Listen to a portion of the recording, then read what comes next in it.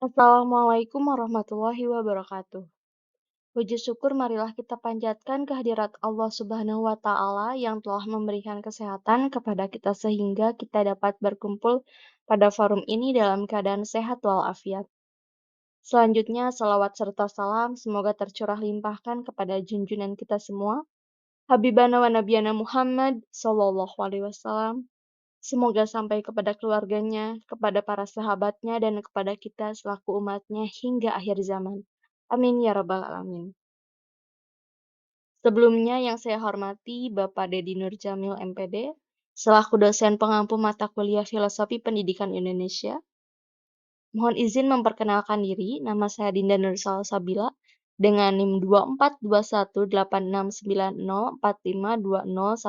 Saya merupakan mahasiswa PPG Prajabatan gelombang 1 tahun 2024, Prodi Matematika di LPTK Universitas Siliwangi. Pada kesempatan kali ini, izinkan saya untuk memaparkan hasil pengerjaan tugas mengenai Topik 1, Koneksi Antar Materi Relevansi Perjalanan Pendidikan Indonesia.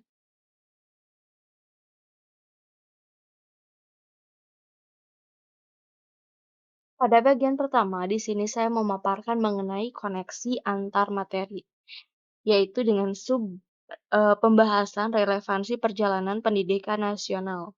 Siapakah saya saat ini?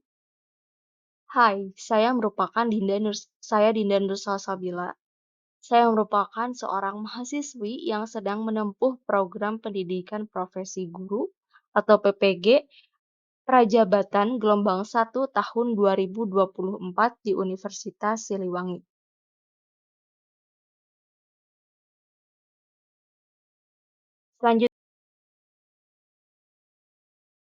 Selanjutnya koneksi antar materi.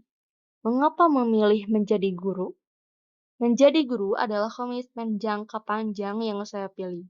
Selain mengajar, saya juga ingin berkontribusi dalam proses pembentukan karakter bangsa berdasarkan nilai-nilai luhur, menginspirasi, membimbing potensi mereka, dan mendidik.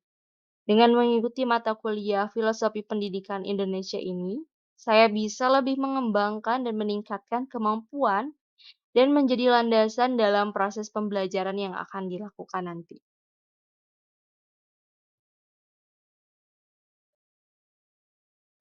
Eksplorasi konsep perjalanan pendidikan nasional pra-kemerdekaan dan pasca kemerdekaan. Pra-kemerdekaan. Selama masa kolonial Belanda, pendidikan di Indonesia ini berkembang namun terbatas dan tidak merata.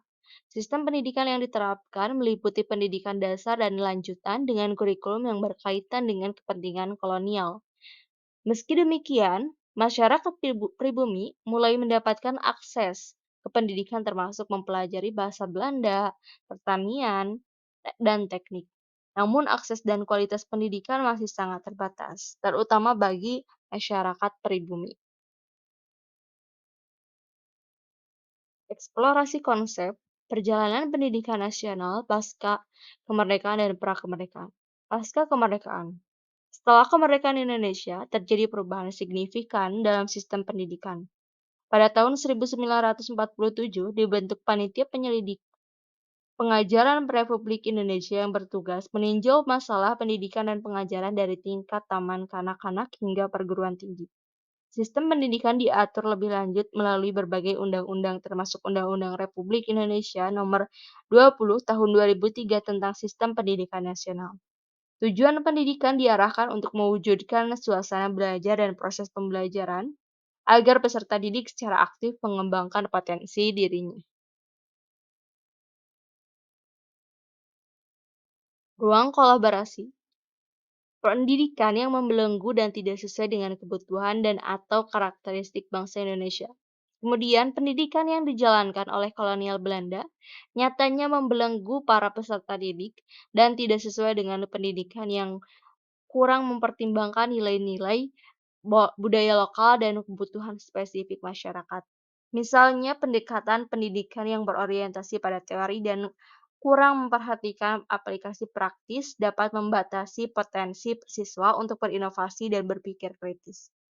Selain itu, kurikulum yang telah terlalu berfokus pada standar internasional dan kurang mempertimbangkan konteks lokal dapat membuat siswa merasa asing dengan lingkungan mereka sendiri. Pendidikan yang efektif haruslah fleksibel dan responsif terhadap kebutuhan dan karakteristik unik setiap siswa dan masyarakat.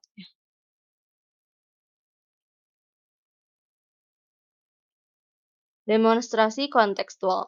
Ki Hajar Dewantara ini merupakan tokoh pendidikan nasional Indonesia, mengkritisi pendidikan kolonial Belanda yang dianggapnya tidak sesuai dengan kebutuhan dan karakteristik bangsa Indonesia. Ia menekankan bahwa pendidikan harus menjadi tempat persemaian benih-benih kebudayaan yang hidup dalam masyarakat kebangsaan, bukan sekedar alat untuk melayani kepentingan kolonial.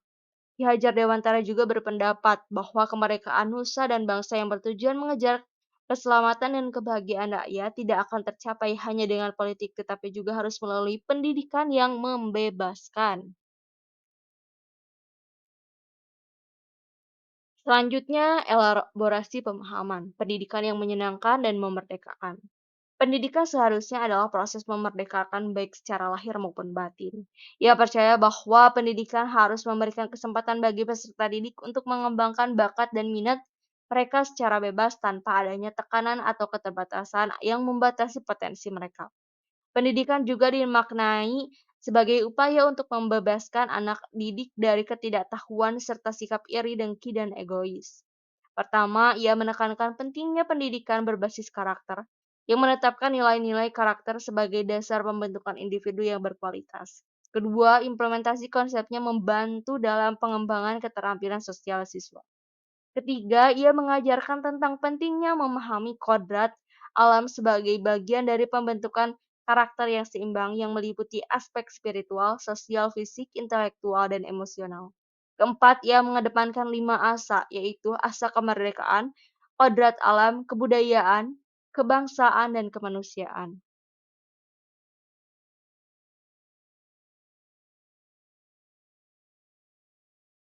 Pengalaman baru yang saya peroleh yaitu penghargaan pendidikan ini merupakan membuka mata kita untuk menghargai akses dan kualitas pendidikan saat ini.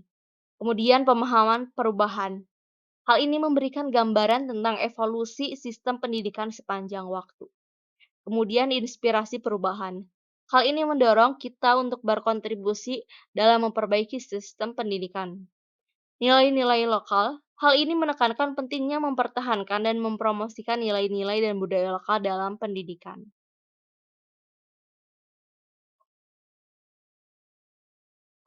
Refleksi diri. Relevansi perjalanan pendidikan nasional. Refleksi diri yang saya lakukan yaitu menghargai pentingnya pendidikan yang memerdekakan dan berorientasi pada karakter. Kita bisa merenungkan bagaimana pendidikan kita telah membentuk diri kita dan bagaimana kita bisa melibatkan diri dalam mendidik generasi bangsa. Kita juga dapat belajar dari filosofi Ki Hajar Dewantara tentang pentingnya pendidikan yang menyenangkan dan memerdekakan, dan mencoba menerapkan prinsip-prinsip dalam kehidupan baik kita sebagai pembelajar maupun sebagai pendidik. Ini adalah kesempatan untuk merenungkan kita, bagaimana kita dapat berkontribusi dalam menciptakan sistem pendidikan yang lebih inklusif, adil, dan berorientasi pada nilai-nilai karakter.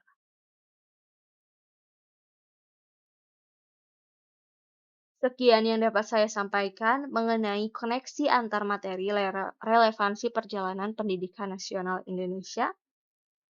Mohon maaf apabila terdapat penyampaian kesalahan ataupun hal-hal yang kurang berkenan. Atas perhatiannya saya ucapkan terima kasih. Wabillahi taufiq wal hidayah. Wassalamualaikum warahmatullahi wabarakatuh.